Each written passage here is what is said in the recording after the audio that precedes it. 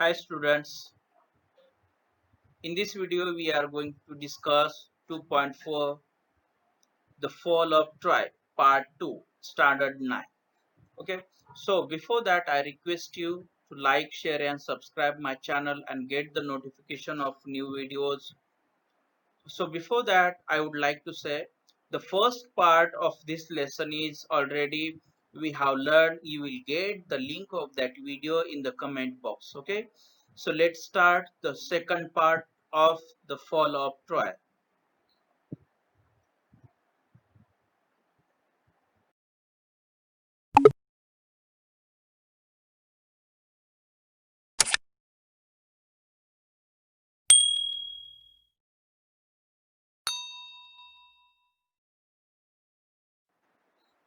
So as I say, we have discussed the first part before and you will get the link of that first part video in your comment box. So let's start the second part. At last Troy was taken not by force but by a trick. It was the cunning Odysseus who thought of a plan to obtain the victory.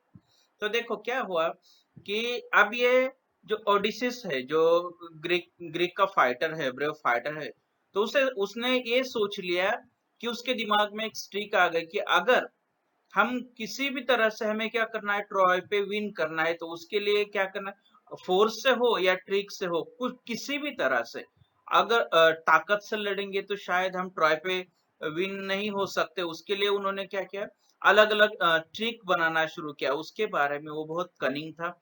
तो उसने क्या सोचा कि उसने एक plan किया कि उस प्लान के मुताबिक चलेंगे तो हम क्या करेंगे, ट्रॉय पे विन कर सकते हैं। ऐसे किसने सोचा, ओडिसिस ने सोचा। देखो next, let us build a great wooden horse, he said, big enough to hold men inside it, and let some of our best fighters hide in the horse. Then let us burn our tents and pretend to sail away in our ships. But instead of sailing away, we will return in the night when the Trojans are asleep. We will attack the city and burn and kill. अब देखो ये ओडिसस का plan क्या है Troy पे victory करने का। तो उसने ऐसे किया, ऐसे उसने बोला वो एक बड़ा सा एक वुडन हॉर्स, लकड़ी का हॉर्स बनाएगी, इतना बड़ा बनाएगी उसके अंदर उनके कुछ जो ब्रेव लोग हैं, ब्रेव लोग उसके अंदर बैठ सके, छिप सके, इतना बड़ा हॉर्स उन्होंने बनाने का प्लान किया है। उसके बाद क्या किया कि उस बड़े हॉर्स में जब वो हॉर्स बनेगा उसके अंदर उनके जो बेस्ट फाइटर्स है, उस बेस्ट बेस्ट फाइटर्स को उसके अंदर छिपा देंगे। और उसके बाद क्या करेंगे कि उनके जो टेंट्स है और उनके जो शिप्स है, टेंट्स को ऐसे सोचा कि टेंट्स वो जला देंगे और उनके शिप्स पानी में वापस जा रहे हैं ऐसे उनको प्रतीत होना चाहिए, ऐसे उन्होंने प्लान कर लिया। But instead of selling away, लेकिन क्या है कि हमारे जो उनके जो शिप्स है वो ज्यादा दूर तक सेलिंग करते हुए नहीं जाएंगे, रात में वापस आ जाएंगे ठीक ठीक उसी जगह पे। when the Trojans are asleep we will attack the city and burn and kill। और फिर उसने क्या किया कि रात में हम वापस आएंगे और जब सारे ट्रोजन्स सो चुके होंगे, पूरे स्लीप में होंगे, उस वक्त हम क्या करेंगे, सिटी पे अटैक करेंगे, सिटी को जला देंगे और लोग जो भी है अपने एनिमीज उन्हें मार देंगे। इस तरह का प्लान ओडिसेस ने किया है। क्या है प्लान, प्लान क्या है उनका, एक बड़ा सा वुडन हॉर्स बनाना जिसके अंदर बहुत सारे उनके बेस्ट सोल्जर्स छुप सके। उसके बाद टेंट जला देंगे और उनके जो शिप है वो समंदर में ऐसे, मतलब उन्हें बस दिखाना है कि वो वापस जा रहे हैं लेकिन वो ज्यादा दूर तक नहीं जाने वाले। फिर रात में वो जो शिप्स है पूरे वापस आ जाएंगे पूरे सोल्जर के साथ। और जैसे ही रात हो जाएगी, पूरे ट्रोजन सो चुके होंगे, उस वक्त जब वो सोए हुए हैं, उस वक्त क्या करेंगे, हम लोग उन पे अटैक करेंगे और वहां पे उनके जो घर है वो जला देंगे, पैलेसेस जला देंगे, जो भी कुछ है पूरा शहर जला देंगे और जो अपने एनिमीज है उन्हें मार देंगे। इस तरह का प्लान कनिंग ओडिसिस ने किया है। Next, the great leader decided to follow the advice of the white Odysseus। अब जो ग्रेट लीडर्स है उस वॉर के जो लीडर्स है उन्होंने भी डिसाइड किया कि जो ओडिसिस ने एडवाइस दिया है उस एडवाइस को हम सब फॉलो करेंगे और उस एडवाइस के मुताबिक अभी सब उनका काम चल रहा है. So a great horse of wood was made by a skillful engineer, and the greatest heroes, Menelaus, Odysseus himself, and other entered it. The last man to go in being the architect himself, who knew the secret of opening and shutting the entrance. अब देखो जैसे ही जो Greek के leaders लोग हैं उन लोगों ने डिसाइड किया है कि जैसे ओडिसिस ने प्लान किया है उस प्लान के मुताबिक चलेंगे, तो जैसे प्लान हुआ था उसी तरह से ये ग्रेट वुड का हॉर्स उन्होंने एक स्किलफुल इंजीनियर के हाथों से बनाया. मतलब स्किलफुल इंजीनियर मतलब ये कारपेंटर के लिए वर्ड यूज किया है उस वक्त के. ठीक है. उसके बाद जैसे हॉर्स बनता है उसके बाद उनके जो ग्रेट हीरोज है उसमें मेलेनियस खुद खुद है, ओडिसिस भी है. उसके बाद और कुछ जो ब्रेव सोल्जर्स है वो उसके अंदर बैठ जाते छिप जाते हैं. और उस वुडन हॉर्स में लास्ट आदमी जो जाएगा वो कौन था? आर्किटेक्ट था. क्योंकि आर्किटेक्ट मतलब जिसने वो हॉर्स बनाया था वो आदमी था. क्यों? क्योंकि उसे वो सब सीक्रेट्स पता थे कि ये इस हॉर्स का कौन सा डोर डोर किस तरह से ओपन करना है, किस तरह से उसे बंद करना है, ये उसे बस उसे ही पता था. उसके लिए वो उस आदमी को भी उन्होंने साथ में रख दिया ताकि जब हॉर्स हॉर्स में बैठ जाएंगे तो उसे किस तरह से बंद करना है और जो बाहर आना है तो किस तरह से आना चाहिए, उसके लिए उन्होंने आर्किटेक्ट को भी उनके साथ रखा है हॉर्स के अंदर. That evening the Greek burned their tents and sailed away in the ships, but they did not go very far.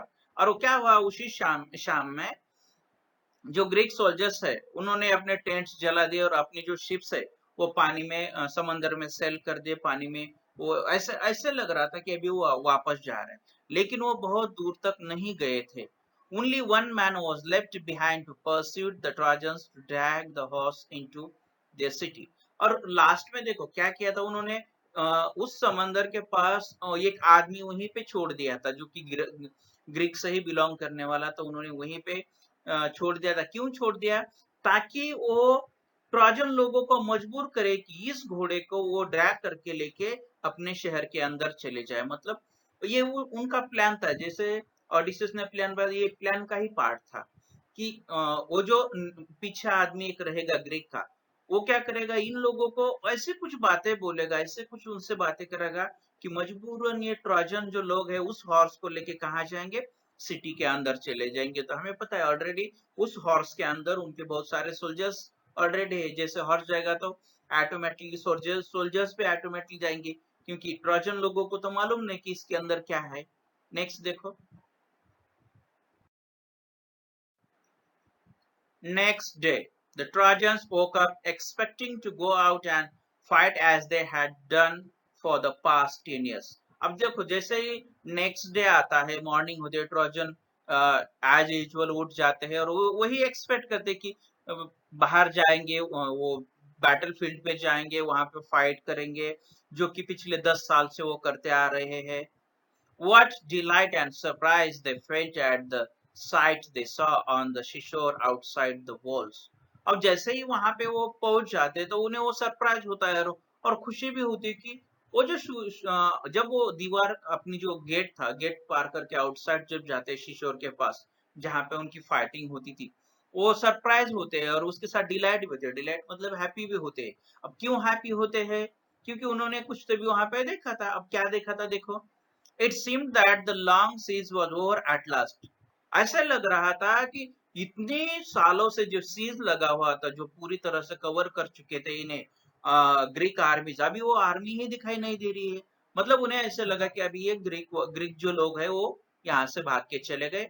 The tents had been burn, और जो टेंट थे टेंट भी पूरे जलाए हुए थे, वहां पे कुछ भी नहीं था. द शोर वॉज डेजर्टेड, उस और वो शोर एकदम डेजर्ट की तरह दिख रहा था. डेजर्टेड मतलब there was no any human being on that particular places. उसके लिए मतलब deserted word उन्होंने यूज किया है. एक डेजर्ट की तरह दिख रहा है, वहां पे कोई भी ह्यूमन बीइंग अभी नहीं दिख रहा है. ह्यूमन बीइंग मतलब कौन से लोग? वहां पे एक भी ग्रीक का सोल्जर उन्हें नजर नहीं आ रहा है, पूरा एज यूजुअल पहले जैसे दिख रहा है. The Greek ships had all gone, और जो ग्रीक के शिप्स थे वो भी कहीं दूर चले गए थे. इन्हें पता ही नहीं था वहां की, क्योंकि उन्हें एक भी शिप दिखाई नहीं दे रहा था, ना ही ग्रीक का सीज दिखाई दे रहा था, ना ही कोई सोल्जर्स वहां पे दिखाई दे रहे थे. It's peace at last, they cried and opened wide their gate and came out in large number on the plain. और फिर लास्ट में वो क्या कहते हैं सब ट्रोजन लोग, चलो लास्ट में हमें शांति तो मिल गई। क्यों शांति मिल गई? क्योंकि अभी तो वॉर नहीं है, दुश्मन लोग तो भाग के चले गए, ऐसे उन्हें लगता था। और अपना जो बहुत बड़ा सा उनका गेट था उस वॉल पे लगाया हुआ वाला, तो उस गेट को ओपन करते हैं और लार्ज नंबर में सब लोग उस प्लेन पे आ जाते हैं, उस जगह पे आ जाते हैं। Glad to be free again to go where they pleased. और फिर उन्हें खुशी होती है, ग्लैड इसका मतलब खुश खुश होना, हैप्पी होना। और वो खुश होते हैं कि हम फ्री हो गए, अब हमें जहां चाहे, जहां हमें खुशी मिलेगी वहां हम जा सकते हैं, जो हमारा डेली का काम है वो हम कर सकते हैं। उसके लिए वो बहुत हैप्पी होते हैं, उन्हें लगता है कि अभी चलो वॉर खत्म हो चुका है। Then they saw on the sands the huge wooden horse। और उसी वक्त उन्हें क्या दिखाई देता है? उस रेत में, उस सैंड पे एक बहुत बड़ा सा वुडन हॉर्स, लकड़ी का हॉर्स दिखाई देता है, जो कि बहुत बहुत बड़ा है। They gathered round it in astonishment, for it was indeed a wonderful piece of work। अभी फिर ये ट्रोजन लोग क्या करते, पूरे गैदर होते थे, जमा हो जाते उसे ऐसे राउंड करके, और सर पर सरप्राइज हो जाता है। एस्टोनिश मतलब बीइंग अमेज्ड और सरप्राइज। ओके, वो लोग अमेज्ड होते हैं, सरप्राइज होते हैं कि इतना बड़ा हॉर्स यहाँ पे कैसे आया, और इतना बड़ा वंडरफुल पीस ऑफ वर्क यहाँ पे कैसे आ गया। इस चीज के लिए वो सरप्राइज वहां पे होते हैं, और वो बस उसे राउंड करके देखते ही रहते हैं। नेक्स्ट देखो, as they were wondering how the horse had been built and why it had been left behind, they found a Greek with his hands tied together lying under it। अभी वो सोच ही रहे थे कि इतना बड़ा हॉर्स यहाँ पे कैसे आया, इसे क्यों बनाया होगा, कैसे बनाया होगा, ये सब बातें वो सोच रहे थे। और ये यहाँ पे छोड़ने के पीछे रीजंस क्या क्या हो सकते, इसके बारे में वो ट्रोजन लोग सोच रहे थे। तभी उन्हें एक ग्रीक आदमी वहां पे दिखाई देता है, जिसके हाथ ऐसे पीछे बंधे वाले होते हैं, वो वहां पे रेत पे गिरा हुआ होता है, घोड़े के नजदीक ही इधर उधर। वो आदमी उन्हें दिखाई देता है। When the Trojans dragged him out and man pretended to be a very frightened of them। अब क्या करते हैं वो लोग, उस आदमी को खींच के लेते हैं, उसे मतलब उससे बाहर बाहर निकालते हैं, और उससे फिर बात करने की कोशिश करते हैं। लेकिन वो जो आदमी था वो भी एक प्लान का पार्ट था ऑडिसस के। तो वो आदमी जो था ग्रीक का, वो ऐसे दिख रहा है कि वो बहुत घबरा घबरा चुका है। मतलब उसके जो एक्सप्रेशन है एकदम पूरे डरे हुए एक्सप्रेशन है, कि ट्रोजन लोगों को भी लगना चाहिए कि ये आदमी सच में डरा हुआ है। When he was commanded to tell why the Greeks had gone and why they had left this horse behind, he pretended to tremble very much and refused to speak। अब देखो, ये ट्रोजन लोग है, उन्होंने उसे कमांड दिया, आज्ञा दी कि ये जो हॉर्स है ग्रीक लोगों ने यहाँ पे क्यों छोड़ा है, ग्रीक लोग क्यों चले गए हैं, और हॉर्स को पीछे क्यों छोड़ा है, ये सब चीजें बताओ। इस तरह से उसे फोर्स करते हैं। लेकिन जो ग्रीक आदमी है वो वहां पे थोड़ा ट्रेम्बल करता है, मतलब ऐसे कप कपाता है, थर थर कप कपाता है, और कुछ भी बोलने के लिए रिफ्यूज करता है। वो बोलूंगा मैं कुछ भी नहीं बोल सकता, इस तरह से वो रिफ्यूज होने करता है, कुछ भी बोलने के लिए राजी नहीं हुआ। When at last they threatened to kill him, he spoke and told them this false story। और threatened इसका मतलब धमकाना या धमकी देना।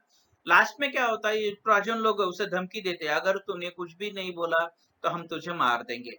इस तरह से उसे धमकी देते, फिर बाद में वो बोलने के लिए राजी होता है। लेकिन जब भी वो कुछ बोलता है तो एक फॉल्स फॉल्स टेल, मतलब एक झूठी कथा, एक झूठी बात वहां पे बताता है, एक झूठी स्टोरी उन्हें बताता है, जो कि अकॉर्डिंग टू प्लान थी, ओडिसस के प्लान के मुताबिक थी। एक झूठी सी, एक इमेजिनरी स्टोरी वहां पे वो क्रिएट करके उन्हें बताने की कोशिश करता है। कौन? वो ग्रीक आदमी, जो कि जिसके हाथ बंधे हुए वहां पे उन्होंने छोड़ दिया था। नेक्स्ट देखो, the Greeks are tired of the long war and have sailed away in their ships, he said, but they are afraid of the long voyage home too, and so they have made this horse and left it as an offering to the god of sea।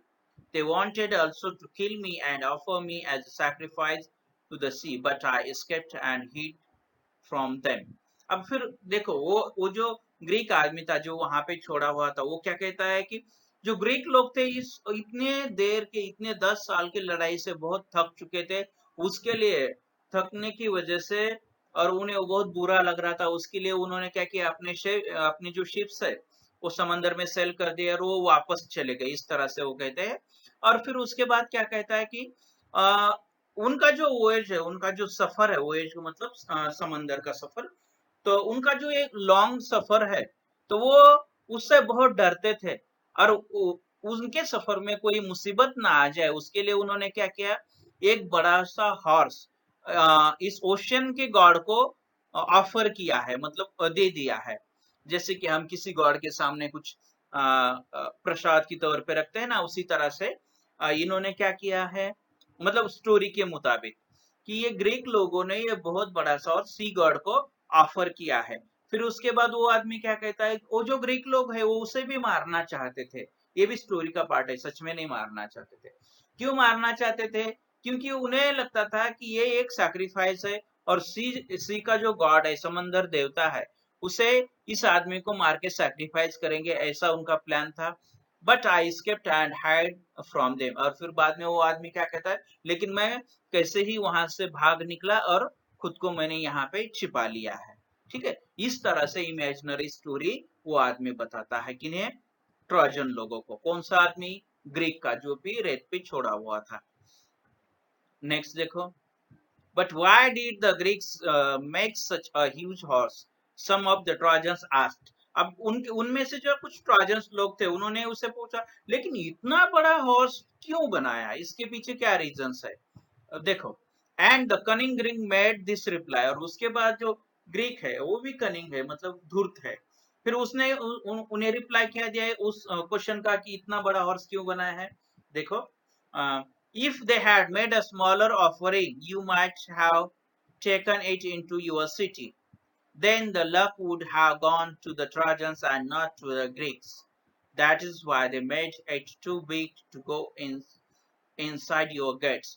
फिर देखो क्या कहता है वो cunning Greek आदमी, कि इन्होंने अगर स्मॉल स्मॉल हॉर्स बनाया होता तो आप लोग, मतलब ट्रोजन लोग इजीली उसे शहर के अंदर ले जा सकते थे। अगर ऐसे होता तो ग्रीक का जो लक है पूरा ट्रोजन की तरफ चला जाता और ग्रीक को बैड लक लग जाता। और उसी की बदौलत उन्होंने उसके लिए क्या किया, बहुत बड़ा सा हॉर्स बना दिया, ताकि ग्रीक लोगों का जो लक है वो एज इट इज रहे, और जो ट्रोजन लोग हैं उस घोड़े को अपने गेट के अंदर नहीं ले जा सके, ये भी प्लान के मुताबिक है। इस तरह से वो ग्रीक जो आदमी है, किसे कहता है, ट्रोजन लोगों को कहता है। क्यों बनाया इतना बड़ा हॉर्स? ताकि ट्रोजन जो ट्रोजन्स लोग हैं, जो ग्रीक के एनिमीज है, वो उन्हें अपने शहर के गेट के अंदर ना ले जा सके। क्यों नहीं लेके जा सके? ताकि अगर वो इतने बड़ा हॉर्स अपने गेट के अंदर लेके जाते तो पूरा जो लक है वो ट्रोजन को चला जाएगा, ग्रीक के पास कुछ भी नहीं रहेगा। ये भी प्लान है उनका। ठीक है, ये भी एक झूठी स्टोरी है जो ग्रीक आदमी उन ट्रोजन लोगों को बताता है। नेक्स्ट देखो, the Trojans were delighted to hear this. The Greeks have gone, they said, and the walls are no longer necessary. Let us make a hole in the wall and drag the horse in. अब देखो, ये बात सुन के जो Troy के लोग हैं, trojans है, वो डिलाइटेड हो गए, हैप्पी हो गए। उन्हें चलो अब ग्रीक लोग तो चले गए हैं, अब दीवार भी इतनी नेसेसरी नहीं है, ऐसे वो कहते थे। तो क्या फिर क्या कहते हैं कि चलो एक बहुत बड़ा सा होल बनाएंगे, और उस वहां से हम क्या करेंगे, इस हॉर्स को अंदर लेके जाएंगे। क्यों लेके जाएंगे ट्रोजन? क्योंकि उन्हें लगता है कि अगर इसे हम लेके जाएंगे तो ग्रीक का पूरा लक हमारी तरफ आ जाएगा और हम लकी आदमी बनेंगे, लकी पीपल बनेंगे, ऐसे उन्हें लगता है। नेक्स्ट देखो, their wise priest warned them not to do this. It may be a trick that will run us, he said. You will bring disaster on the city if you break down the walls. अब देखो उसके बाद जो Troy का priest है, vice priest मतलब उनका जो ज्ञानी पंडित था, उस ज्ञानी पंडित ने ट्रोजन लोगों को वार्निंग भी दी कि आप इस तरह की चीजें मत करो, शायद ये उनकी कोई ट्रिक हो सकती है, ग्रीक लोगों का कुछ प्लान हो सकता है, इससे हमारा बहुत नुकसान हो सकता है, लेकिन उसकी बात कोई सुनता है क्या? नहीं। फिर बाद में वो जो क्लेवर क्लेवर पंडित था वो ये भी कहता है कि अगर हम इसको अपने शहर के अंदर लेके दीवार तोड़ के अंदर लेके जाएंगे तो शायद बहुत बड़ा डिजास्टर हो जाएगा, लेकिन उसकी बात कोई भी नहीं सुनता है। But they were so excited that they paid no attention to his words. They broke down part of their strong wall in order to drag the horse in. लेकिन ये जो ट्राजन लोग थे वो बहुत एक्साइटेड हो चुके, तो उन्होंने उस पंडित के वर्ड की तरफ, उस पंडित के शब्द की तरफ अपना ध्यान ही नहीं दिया, उसे पूरी तरह से इग्नोर कर दिया। फिर उन्होंने अपनी जो सबसे बड़ी स्ट्रांग दीवार थी उस दीवार को सबने मिलके तोड़ दिया और उस घोड़े को अंदर, शहर के अंदर लेके चले गए।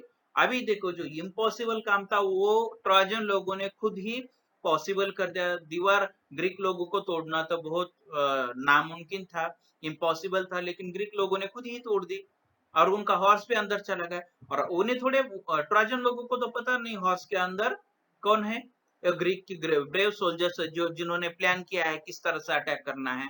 नेक्स्ट देखो। After that day, the Trojans feasted and drank and celebrated. फिर क्या हुआ? उस दिन उन्होंने ट्रोजन लोगों ने क्या किया? खाना खाया, ड्रिंक की, मतलब पूरा सेलिब्रेशन उन्होंने किया। After all their celebrations, they went to sleep and slept soundly. But that day of rejoicing was soon followed by a night of terror and death. तो जब इन्होंने पूरा खाया पिया सेलिब्रेशन किया और फिर बाद में सो गए, वे साउंड करते हुए सो गए, मतलब खर्राटे, स्लिप साउंडली मतलब खर्राटे मारते हुए सो जाना, सो गए, एंजॉय किया बहुत सारा। लेकिन उन्हें यह पता था कि आज की जो उनकी खुशी है कल का एक टेरर या डेथ में उसका चेंज होगा, ये उसे फॉलो करेगी। उन्हें पता था क्या? डेफिनेटली उन्हें पता नहीं था। आज आज जो उन्होंने प्राचीन लोगों ने जो खुशी की है, सेलिब्रेशन किया है, उन्हें पता नहीं था कि उसी रात कुछ टेरर वहां पे आ जाएगा, ये भयानक कंडीशन बनेगी, बहुत सारी डेथ्स वहां पे हो जाएगी, ये उन्हें पता नहीं था। नेक्स्ट देखो। The Greek ships had not sailed far. As soon as they were hidden by an island, they had lowered their shells and dropped anchor and waited for the night.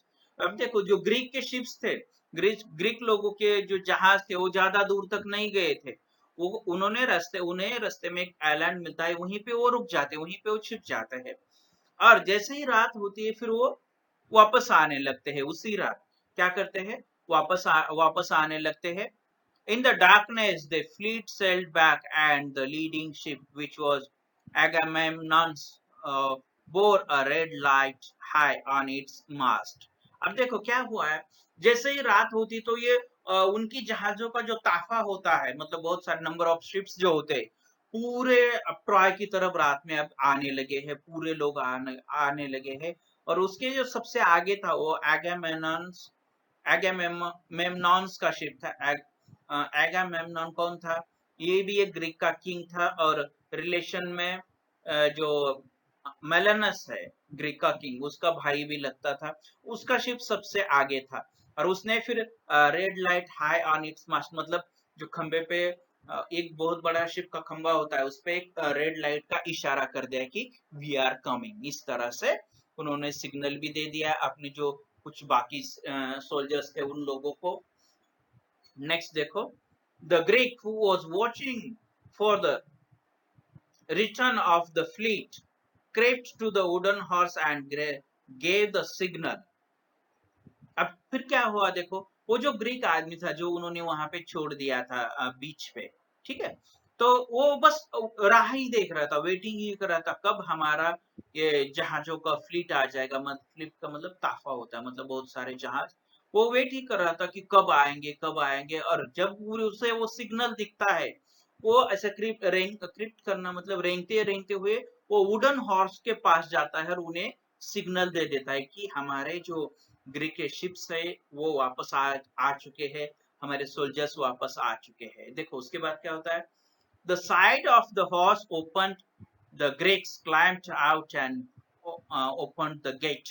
अब क्या हुआ देखो, जैसे ही उस ग्रीक आदमी ने horse के पास जाके हॉर्स के अंदर के आदमी को एक सिग्नल दे दिया कि हमारे लोग आ चुके हैं, तो फिर ये हॉर्स के अंदर जो लोग थे वो पूरे बाहर आ चुके। हॉर्स का जो एंट्रेंस था उसे ओपन करके उसके अंदर के भी सोल्जर्स बाहर आ चुके। फिर उन्होंने जो बहुत बड़ा गेट था उस गेट को खोल दिया ताकि उनकी जो पूरे आर्मीज है उसमें एंटर कर सके। The whole Greek army entered the sleeping city. और जो पूरी ग्रीक आर्मी है अभी ये स्लीपिंग सिटी में एंटर हो गए। स्लीपिंग सिटी क्यों वर्ड यूज किया है? Because as we talked before, the Trojans, they feasted and drank, and after the celebration, they slept soundly. And that's why this phrase is used there, sleeping city, मतलब सोए वाला शहर। तो पूरे Greek लोग उसमें एंटर हो जाते हैं। Immediately, the Greeks set fire to houses and towers and palaces and began to burn and kill. और जैसे ही ग्रीक लोगों का ताफा अंदर आ जाता है, ग्रीक लोग, ग्रीक के सोल्जर्स जैसे ही शहर के अंदर आते ही उन्होंने हाउ घर जलाना, टावर जलाना, पैलेसेस जलाना शुरू कर दिया और जो भी सामने आएगा उसे मारना शुरू किया। इस तरह से तबाही तबाही तबाही और ग्रीक लोग वहां पे मचा रहे हैं। और जो ट्रोजन लोग वो तो खाके दारू पी के पूरे सो चुके हैं। नेक्स्ट देखो। Troy was filled with the sight of leaping flames and the sound of shouting and the noise of weapons and cries of weeping women. अब जो ट्रॉय शहर है पूरी तरह से ऐसे आग की लपकों से भरा हुआ दिखाई दे रहा था। जिधर उधर देखो बस शाउटिंग एंड नॉइज दिखा रहा था। नॉइज किसका था? वेपन का नॉइज था। लोग चिल्ला रहे थे, चीख रहे थे, बस यही आवाज जहां वहां घूम रही थी। और उसी के साथ रोती हुई महिलाएं, मतलब जो वुमेन है वो रोती हुई वहां पे जिधर उधर दिख रही थी। क्योंकि ये जो ग्रीक लोग है उन्होंने इतनी तबाही मचा दी, इतनी तबाही मचा दी कि सामने कोई भी हो, ट्रोजन का कोई भी हो, बस उसे वो काट देते थे, मार देते थे। और जो भी घर है हर घर पे वो क्या करते थे? आग लगा देते थे, जला देते थे। फिर जो घर हो, टावर हो, पैलेस हो, जो भी सामने आएगा उसे जला देते थे। इस तरह से तबाही ग्रीक लोग मचा रहे हैं। और बस वहां पे बस आ, वेपन का नॉइज दिखा रहे, शाउटिंग लोग दिखा रहे हैं, चीखते चिल्लाते लोग दिखाई दे, रोती हुए औरतें दिखाई दे रही, बाकी कुछ भी नहीं। इतना बड़ा भयानक डिजास्टर वहां पे ग्रीक लोगों ने किया है ट्रॉय के साथ। The sleeping trojans sprang out of their beds, but they were taken by surprise. अभी ये स्लीपिंग ट्रोजन्स जो है, ट्रॉय की जो सोए हुए लोग है, जैसे ही वो अपने बेड से मतलब नींद से उठने की कोशिश करते तो वो पूरी तरह से सरप्राइज हो चुके हैं। क्या क्यों सरप्राइज हो चुके हैं? Because their enemies were right inside their walls and many of the Trojans were killed before they could put on their armor and seize their weapons. वो सरप्राइज क्यों हो गए? क्योंकि पूरे उनके जो एनिमीज है उनके दीवार के अंदर थे, गेट के अंदर थे, पूरे शहर में ग्रीक आर्मी जो वो फैल चुकी थी। ये देख के उन्हें सरप्राइज हो चुका था। और बहुत सारे ट्रोजन जो है, ट्रॉय के लोग है, ट्रॉय के सोल्जर्स है, वो ऑलरेडी नींद में ही उन्हें मार दिया था। वो मतलब उन्हें अपना वेपन, अपना आर्मर लेने की फुर्सत ही नहीं मिली। वो लेने से पहले ही जहां पे वो दिखा वहीं पे उसे मार दिया, क्योंकि घर ही जलाए थे ना। इस तरह से ट्रॉय की यहाँ पे पूरी तरह से डिजास्टर हो रही है। Next. A bright night lit up the night sky as palaces and houses, temples and towers went up in flame. देखो, a bright light lit up मतलब एक बहुत बड़ा सा ऐसा उजाला दिख रहा था, बहुत बड़ा ब्राइट लाइट दिख रहा था। क्यों दिख रहा था इतना शाइन? क्योंकि ये पैलेसेस, हाउसेस, टेम्पल्स, टावर्स, ये पूरी तरह से आग की चपेट में आ चुके थे, आग की लपेट में आ चुके थे। और जिधर उधर बस आग ही आग थी। तो उसके लिए उसका जो लाइट है पूरा शहर में दिखाई दे रहा था। ये पूरे घर जलाए थे उसके लिए। The Trojans fought as well as they could, but it was all in vain. जितना हो सके उतनी ट्रोजन लोगों ने लड़ने की कोशिश की, लेकिन वो पूरे नाकामयाब रह गए। ऑल इन वेन मतलब पूरी तरह से नाकामयाब होना। उन्होंने जितना हो सके उतनी उन्होंने कोशिश की, लेकिन ये पॉसिबल था क्या? नहीं। नेक्स्ट देखो। Old king Priyam was killed with all his brave sons. Okay. और जो ट्रॉय का किंग था प्रियम, उसका भी वहां पे उसे भी किल कर दिया, उसकी उसके जो सन है, उसके जो बच्चे थे उन बच्चों को भी ग्रीक लोगों ने मार दिया था।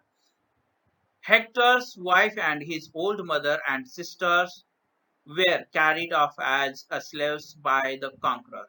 और जो हेक्टर था, जो कि ट्रॉय का बहुत बड़ा सोल्जर था, ठीक है, बहुत बड़ा हीरो था हेक्टर।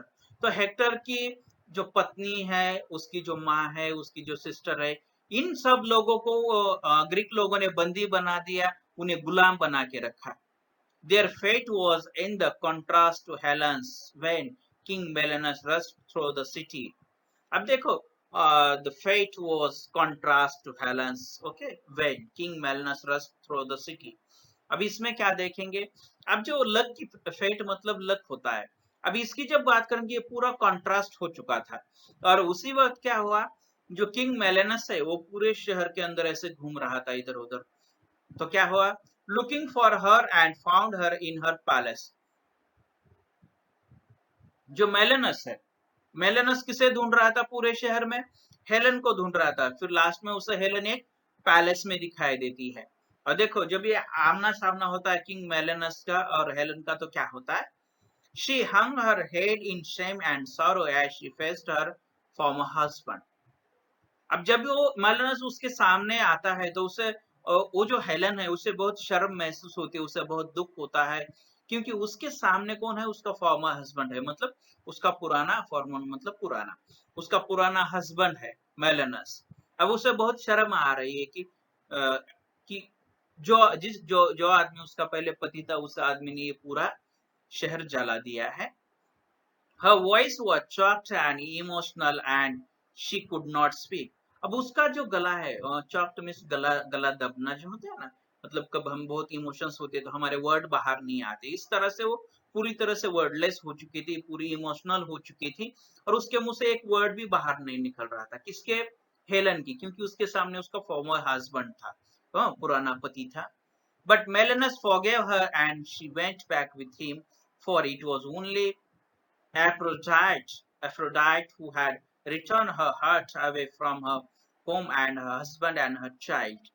अब देखो उसके बाद क्या होता है, मेलेनस उसे माफ कर देता है हेलन को। चलो वो बोलता है जो हो गया उसे भूल जाओ, रात गई बात गई, इस तरह से बोल के मेलेनस वो पूरी चीजें भूल जाता है और उसे अपने साथ अपने साथ चलने को बोलता है, मतलब वो उसे अपने साथ लेके चले जाता है। उस वक्त देखो ये एफ्रोडाइट, एफ्रोडाइट क्या है, एफ्रोडाइट एक इमेजिनरी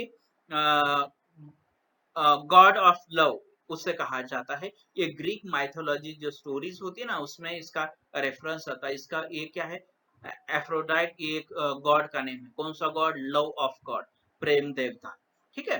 तो क्या होता है, मेलेनस हेलन को माफ कर देता है, उसे अपने साथ लेके चला जाता है। तब उसे ऐसे लगता है कि जो एफ्रोडाइट है, जो प्रेम देवता है, शायद उसकी ब्लेसिंग की वजह से हेलन को उसका पति मिलता है, उसका घर मिलता है और उसके बच्चे मिलते हैं, ऐसे उन्हें लगता है। ये बहुत गॉड पे बिलीव करने वाले ग्रीक लोग थे। नेक्स्ट देखो,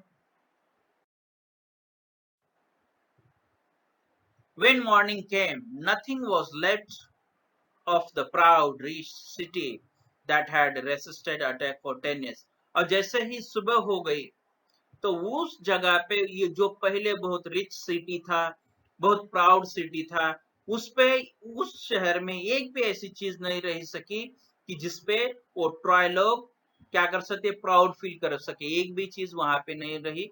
और जिसके लिए जो लोग करीबन 10 साल से फाइटिंग कर रहे थे वो लोग भी वहां पे नहीं रहे। इस तरह से पूरा ट्रॉय का फॉल हो गया, पूरा ट्रॉय का लूज हो गया, पूरा ट्रॉय यहाँ पे हार जाता है, लॉस्ट हो जाता है। और इस तरह से ये स्टोरी यहाँ पे खत्म होती है। So once again students, I request you, you have to find the first part of the story. Okay, I will provide the link of the first part video in the comment box. Okay, so uh, thank you guys, thank you for watching my video. Once again, I would like to say you subscribe my channel and press the bell icon, like, share and comment. Thank you students, thank you all friends, thank you, thanks to all.